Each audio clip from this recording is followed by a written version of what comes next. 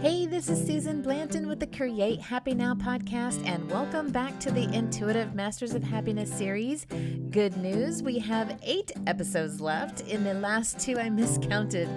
We explore what your intuition is and how to connect with yours and all the magic that happens when you strengthen your intuition. So stay tuned every Wednesday as we feature one guest interview from the Intuitive Masters of Happiness conference that I held back in February. We had such an awesome turnout. We wanted to make all 20 interviews available to you in the audio version on the Create Happy Now podcast and YouTube channel. Now, if you want to watch the interviews rather than just listen to the audio version, you can download all 20 interviews today if you want to have your own library for $27.95, which is $20 off the VIP access package that was offered back in February. Now, you can go get this by going to my website, createhappynow.com, and go to the events tab to get your download today. Now, before I get to my next guest, for those of you who struggle with quieting your mind and want to be able to do it faster and easier and have more happiness, abundance, peace, and purpose, and say yes to life every day, I want to remind you that I have a new meditation app coming out this summer that is designed to do just that.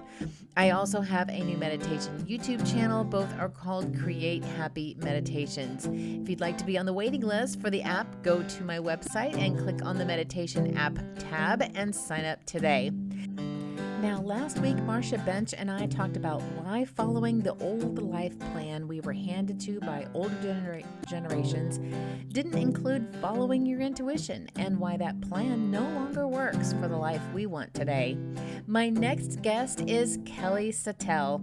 Kelly is an integrative healing facilitator and co-founder of the Yoga for Life yoga community in Portland, Oregon. In addition to teaching yoga, leading trainings and international yoga retreats, and corporate mindfulness programs, Kelly has studied and practiced a variety of energetic healing modalities, including power retrieval meditation and family constellation inspiration by shamanism, science, and psychology. Kelly is deeply drawn to spiritual and healing work because of her own journey through the physical, emotional, and energetic healing necessary to overcome a congenital spinal condition. Today, Kelly offers one-on-one appointments, workshops, and classes to support others in their healing journeys. Here is the director's cut, getting you down to her juicy wisdom about how to trust your intuition more and more. Kelly, I have always been so impressed with your journey and the trials and tribulations you went through with your health, and how you have come up on top of that and discovered how to heal yourself. And I know intuition has a lot to do with that, following your intuition to help you find those things that can bring healing finally to yourself. And you have to trust it. And if you don't trust it, you might miss out on an opportunity. And I was hoping maybe you could help us kind of zero in on how to trust our intuition, how to really hone in on that skill, and, trusting ourselves and learning what the intuition feels like to us, so that we can go, okay, yeah, I need to do this and not question it. Yeah. Thank you, Susan. Thank you for the introduction, and thank you for always including me in your conversations and in these topics. I love to be a part of it all. Thank you. Well, thank you. Yeah. I'm honored to have you. Yeah, thank you. Intuition is really been a very big thing for me as part of my healing journey. So there was a part of me through that time of not being well, when there was a deeper knowing that I could be well, and that not being well was not the path that I wanted to go down. And so it was, how do I follow that when it is a little less logical, a little less mainstream, and how do I trust it? Because it can be abstract, unclear, it can be surprising, And the logical mind has a difficult time figuring out how to go about the intuitive information, how to Not to mention materialize the everybody else abstract. around you that's going, why are you going Yes, that direction? Why aren't you going over here and getting doctor's help over here? yes, exactly. Exactly. Yes. And so how do you materialize that abstract information that is coming within you? Yeah. And to regain trust in that. And one of the things that I've come to know and experience about intuition over time is that it can be a fragile insight in a moment of time that arises for an individual. And what I mean by that is that sometimes we try to check our intuitive insights with another person. Yeah. I received this insight. What do you think of this? And the fragility in that is that each person receives their intuitive insights in different ways. We have our 5 inner senses that match our 5 outer senses. But each person receives that information differently. And so when we often go to someone and say, I had this insight, what do you think about this? One, not only does this person receive insight in a different way, or possibly receive insight in a different way, but we're asking for their logical mind space understanding of an intuitive insight that is unique to us.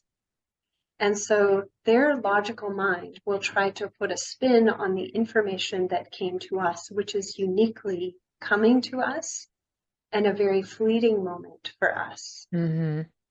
And so validating that with someone outside of us often is where we lose trust in our intuition. We lose trust in our ability to trust that message was important for us, and we will disregard it.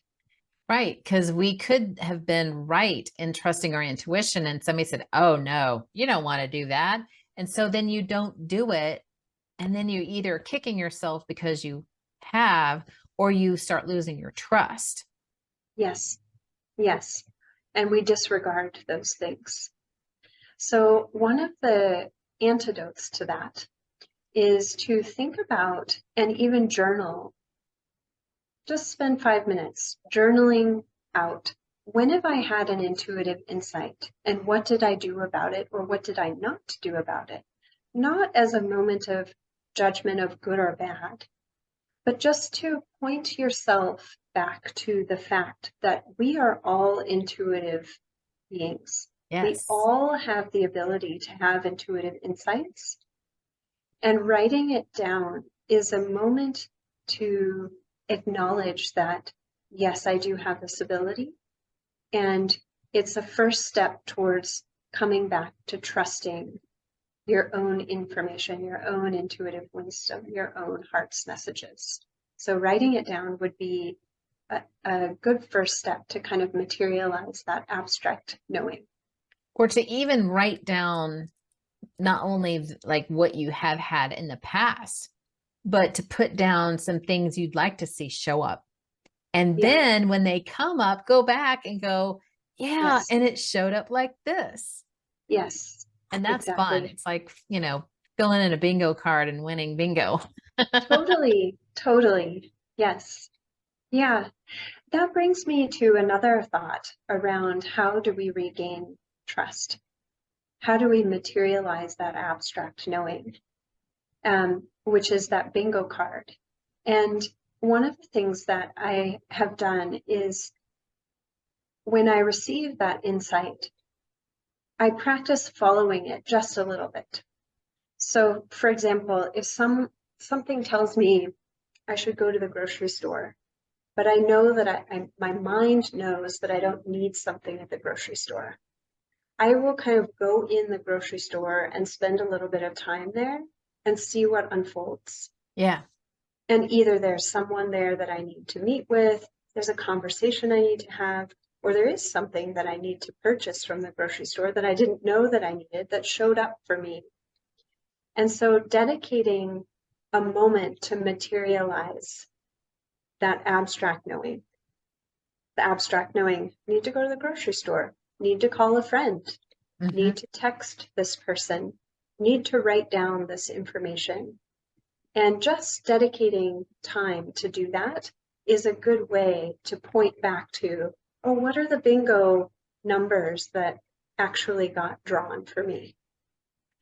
Yeah. Absolutely. Yeah. And sometimes you might go in the grocery store and nothing happened. But later on you go, oh, now I know why I had to go in the grocery store. It had nothing to do with about the grocery store. It was just you need to be out of where you were at that time.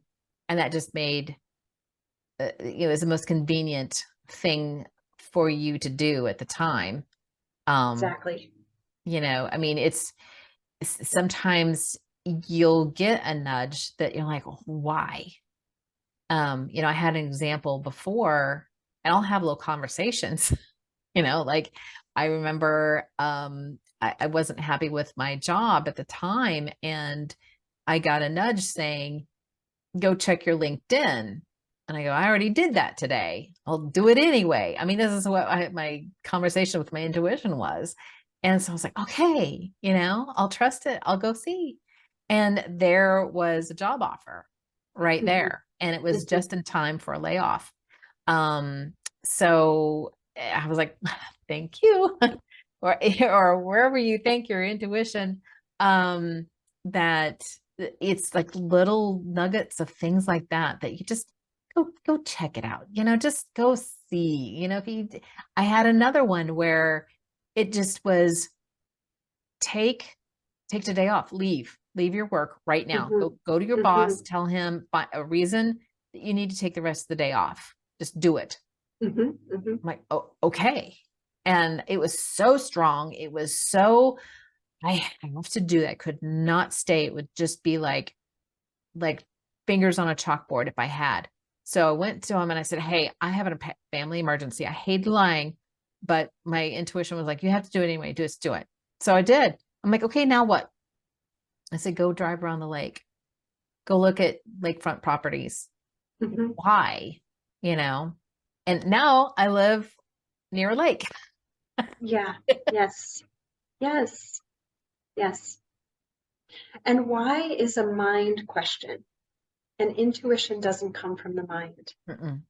And so that's where the fragility lies, because we get this abstract, quiet, calm, surprising piece of information. And the mind starts to process and jump all over it and say, well, why and how and what and who, and like all of the questions. And that's not really what the intuitive insight is about. The intuitive insight is about opening the door to curiosity of what if. And it's mostly not audible. I mean, if you want to kind of explain all the different players, Sure. It's for most people more of a knowing or a thought idea that comes in. It's just an emotional attachment to that thought, that feeling like, I got to do it. But it's not it's not a, you need to go to this. You don't hear it. Now, some people might advance to that and they do that, or they see something.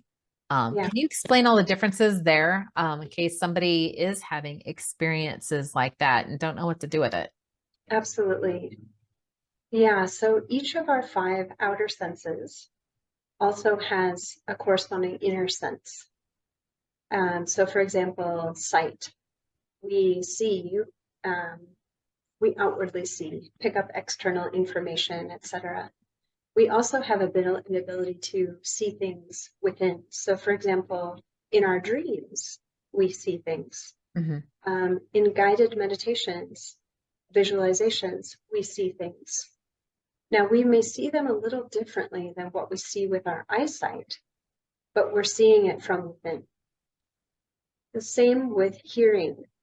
We hear things. I hear you speaking, I hear music playing, all of that external. I hear the voice in my head, that's different. But I also hear something that's surprising and random and kind of non sequitur that sounds like me, but it doesn't necessarily sound like something I would say. And it sounds like an epiphany or a dawning. And that inner sound, clairaudience, is the ability to hear from within. Again, it's different from the hearing the voice in the head. It's really hearing an internal message that is more surprising than a logical deduction. Mm-hmm. And then, of course, the other senses are tasting, smelling, touching, and then there's a knowing. So claircognizance is an inner knowing, which is what you were describing, a knowing of something, but not knowing how we know that. And you can call that either telepathy or sort of a psychic sense, but it's called claircognizance, and that's an inner knowing. So yeah, tasting, smelling, touching. Tasting is an interesting one. So sometimes if people will look at a picture of another person, they can get a sense of taste in their mouth about something related to that person.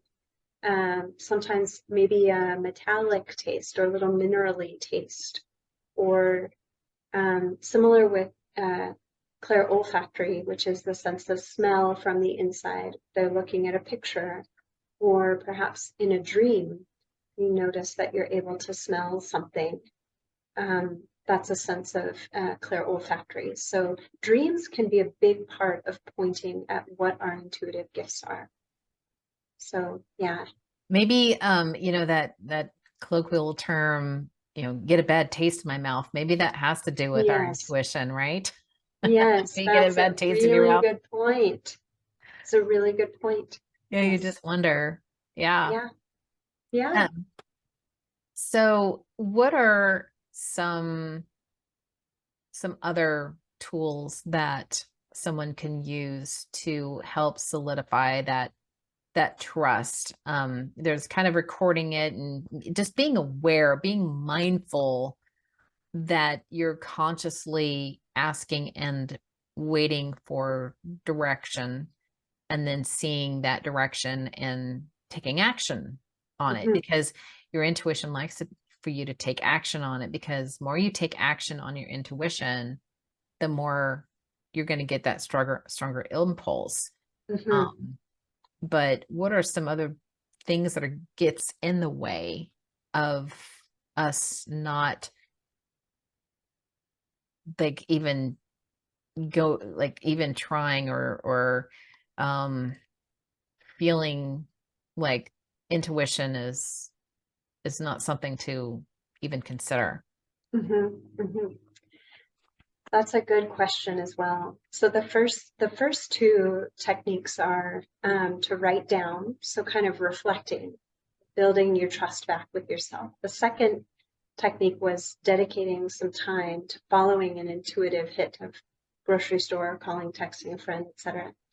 This third one, which I think addresses the question that you're asking, is paying attention or being present or being aware to what you are experiencing in your own body when interacting with someone else. Oh, that's huge.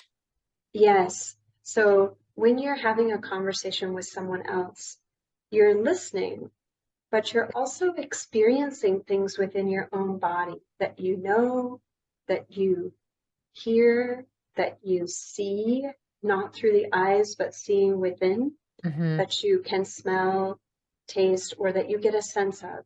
An example of this is if someone is telling you that they have recently injured themselves, notice if you feel a sense of injury in your own body. And that points to the sense of inner touch or clairsentience and being able to pick up on their pain. It's empathetic. Yes. Yeah. Or another example is I had a friend who was telling me that she was interested in starting her own business. And before she told me what the business was, I saw these sort of copper pots. Not, I saw them with my eyes, but I had an internal imaginational sense or an imaginal sense of seeing these copper pots behind her. Uh-huh. And I asked her, I said, are you interested in an import business? Because I knew that she had spent time in Turkey. And she said, yes, I'm interested in importing not pots, but jewelry. And so it wasn't the specific of the pots, but it was pointing to something of A where product. she would be doing that from. So paying attention to what you're experiencing in your own body when interacting with someone else is a third tip of how to regain trust with your intuition. Right. And I think that you also can pick up on if someone is, your intuition can pick up on if someone is not being authentic with you Yes, yes, more and more, which is very nice to know. I mean, you don't have to immediately communicate that back to them, but you can at least get a sense of, I want to work with this person because my intuition is leading me in that direction, or no, I don't feel that positive, you know. I mean, and they could be saying all the right things. It could right, be all logically makes sense, but you're like, no, no, you know, there's something else. It could be nothing wrong with them. It just like it's not right. It's not the time. right. Um, yeah, Yes, uh, exactly. yeah. Um, Yeah. so tell me what are some of the things that you have, you know, like examples in your life where intuition played a strong role in making decisions for you? Mhm. Yeah, I can think of, in addition to the healing journey and the curiosity to move in a different direction, I had a very strong example of intuition um, about almost 2 years ago. Um, so this was during a very active period during the pandemic. And I was living in a condo that I absolutely loved, renting it. And I had let's call it a 12-month lease. It might have been like 9 months or so, but I had planned on living through the full term of the lease, if not extending that lease. And I got a note from the landlord one day that said, we're interested in selling the property. And so we'd like to start to do showings of the property. And during the height of the pandemic, this was a difficult situation because I was working from home full time. I was at my computer all day, mostly in meetings. There weren't open coffee shops to go to work from. And if I'm in meetings, coffee shops are kind of a noisy place to have meetings. And I was also struggling with the idea of having a lot of different people in and out of my home where, the condo wasn't staged, it was where I was living. So Right. how would I be cleaning during the process of showings, etc.? And so this was a really difficult moment for me. I was trying to logically figure out, do I move out early, end my lease? Do I try to find a new place? What do I do? Where do I go? How do I resolve this? And interestingly enough, in my morning meditation practice, I heard the words, just wait. And I thought, oh, that's painful. I don't know how I'm going to be able to do that. My mind kicked in and said, well, how do I do that? And what do I do? And what does that mean? And for how long? And so I tried to kind of reconcile what that meant. What unfolded in those circumstances of me following the advice to just wait, or the insight to just wait, was that I followed up with the landlord and told them that I wasn't comfortable for having people in for the showings. Because of regulations around protecting tenants, I was able to stay in the property without having to do showings for the length and the duration of my lease. Nice. And during that time, I decided that I wanted to follow my dream of moving to San Diego. So I put all of my stuff in storage for a short period of time and decided I'm going to rent a short-term rental in San Diego and not have to have any major commitment or life change in order to do that. So I ended up moving to San Diego for 3 months and absolutely loved that experience. And had I found another place that I had moved into right away, I would have settled in and not have had that experience of moving to kind of a dream location for me. So Just Wait was an example of a huge insight that opened up for me. Scary to follow, but I trusted it, followed it, and that's what unfolded for me.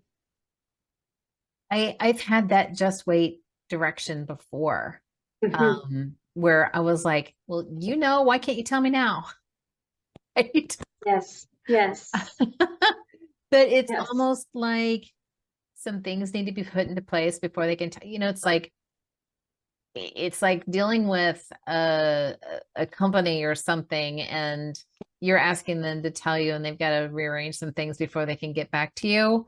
Um, I think. yes. But I remember I was interviewing for a position, and I wasn't sure if I wanted to go through with it.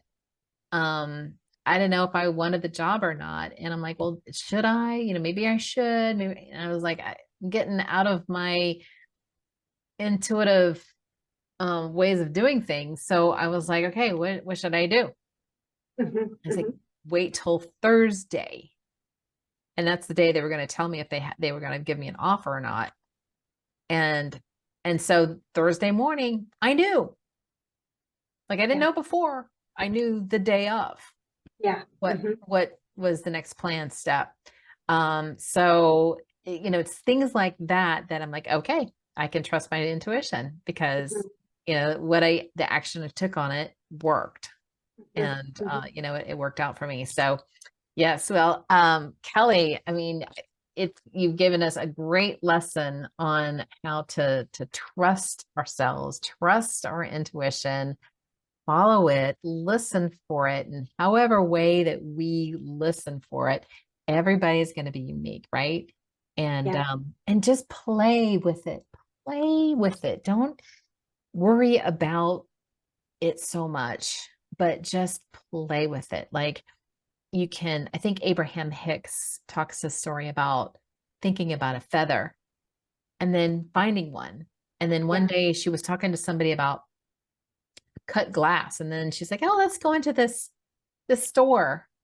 And there was a whole wall of what she'd been talking about. But she was giving somebody else the advice, but she was ended up because she'd put it in such a strong uh, vibration out there about it that she was starting to experience all the synchronicities lining up for the things that she was talking about. yeah. So, and then it was just kind of funny because it can be funny.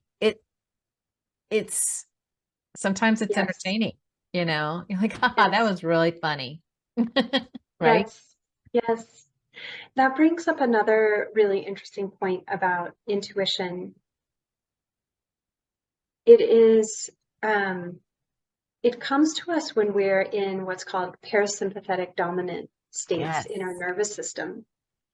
And when we're in a sympathetic nervous system response, sympathetic nervous system is fight, flight, or freeze. Mhm. So we're tense, we're very much in our Survive.